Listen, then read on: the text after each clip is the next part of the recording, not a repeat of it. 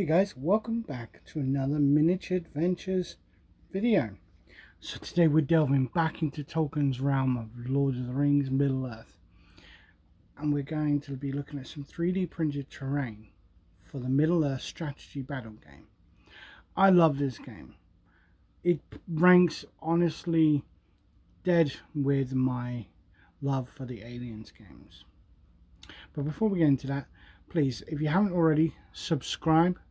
Hit that like button, it really helps with the algorithm. Thanks. So, as I say, we're looking at Middle-earth strategy battle game. Now this, if you haven't seen the movie, might not make a lot of sense.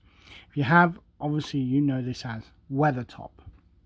Now, Games Workshop, they have released a resin, but I believe it's somewhere in the region of about 600 USD. That is crazy. Absolutely crazy. There's no way I could afford that.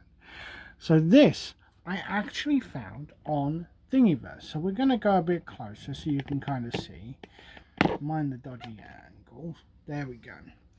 This is absolutely fantastic. Now, a few things to know. Obviously it doesn't have the statue that you get normally. And there's a few other little bits and pieces. And obviously you can see the lines kind of where it glued together. But this came from Thingiverse, and I'll try and put the link in the description. And this was basically completely free. Now, obviously I had to print it. I believe it took in all about a week to print. And probably about a kilogram of filament to print. Now this precise one actually had holes in the middle for you to kind of display your fellowship.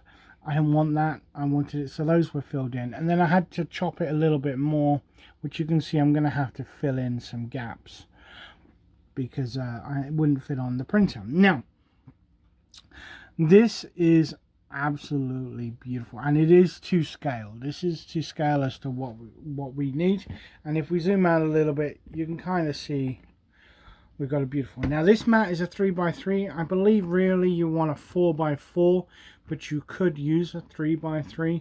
I plan on putting this up on a foam base to kind of give you a bit of a kind of elevation, just kind of like what you see in the movies. But I've added some ring race. We've got Mr. Aragorn and the Fellowship, so you can kind of see. Now we're going to go hands-free because this is a big piece, so I apologize for the camera wobble, but just look at this detail that we're seeing.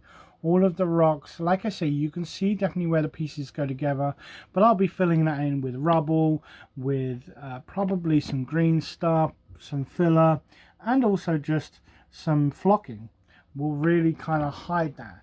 Now I just love the fact that we have 360 kind of view at this. Look at that, absolutely fantastic. Now I'm going to try and see if I can find some pieces to go there. Some of the I believe they're just some statues, honestly, but as you can see we have everything that is absolutely on par with what we would expect for a scenery piece like this. It really does kind of fit the theme, and as a bonus it's free. I mean, it's not free to print, but it's free to get the file. So let's plonk you guys back down. And like I say, we have, these are GW scale, which I believe Lord of the Rings is 25mm. But you could just imagine the ring rates coming in just like you were. I may even see if I can get a fog machine to kind of give us a bit of fog. Shouldn't be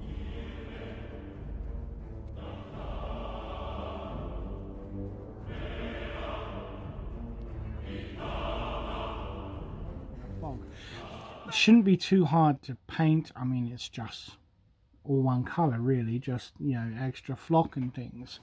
But I love the fact that we have a beautiful play area that you need for the game. We've got lots of room in here to kind of move back and retreat, lots of room for the ring race to come through. We've got a bit of room over here for Aragorn to kind of pop in and do his thing.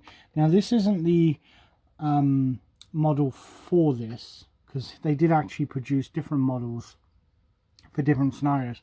I'm going to see if I can find the one with the flaming brand, because I have